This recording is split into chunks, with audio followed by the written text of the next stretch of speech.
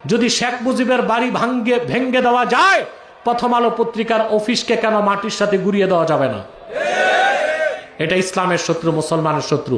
সবচেয়ে জঘন্য হচ্ছে প্রথম আলো নামের প্রথম অন্ধকার পত্রিকা। বাংলাদেশে যত অরাজকতা হয়েছে, ইসলাম বিরোধী কাজ হয়েছে, মুসলমানদের উপর নির্যাতন হয়েছে, আলেম ওলামার ফাঁসি হয়েছে, বিভিন্ন রাজনৈতিক দলের নেতা কর্মীর মৃত্যু হয়েছে, জেল খাটছে, শাপলা চত্বরের যে ট্র্যাজেডি ঘটছে, এ সব কিছুর পিছনে ছিল আমেরিকার হাত।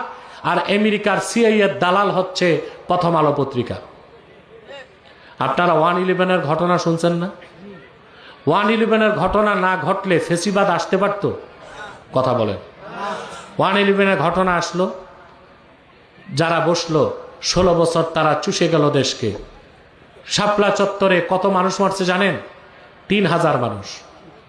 কত? সব আলেম আর মাদ্রাসার ছাত্র। খালেদা জিয়াকে ট্রিটমেন্ট ছাড়া তিল তিল করে মৃত্যুর পথে ঠেলে দিল। তারেক রহমানকে 16 বছর দেশে আসতে দেয় নাই। আলেমদেরকে ফাঁসিতে ঝুলালো, মাদ্রাসার ছাত্রদের নির্যাতন করলো, নিপীড়ন করলো, জঙ্গি নাটক সাজিয়ে কত তৌহিদি মুসলমানকে পাখির মতো গুলি করে হত্যা করলো। এসব কিছুর পিছনে দায়ী ছিল 1/11-এর ঘটনা। ওইটা ঘটাইছিল আমেরিকা, সাব কন্ট্রাক্ট নিছিল ভারত। আর তখন সিআইএ এর পক্ষে আর রয়ের পক্ষে দালালি করত প্রথম আলো পত্রিকা। তাহলে এই পত্রিকা বাংলাদেশে চলতে পারে?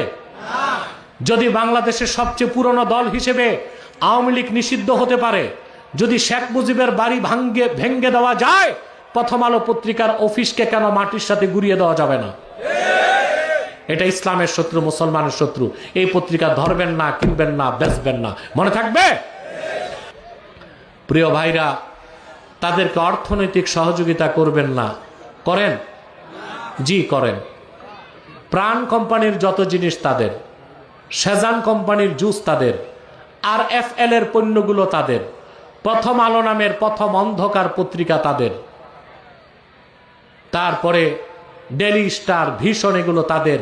নৈতিক দায়িত্ব হিসেবে এগুলো ধরবেন না, কিনবেন না, বেচবেন না, মনে থাকবে?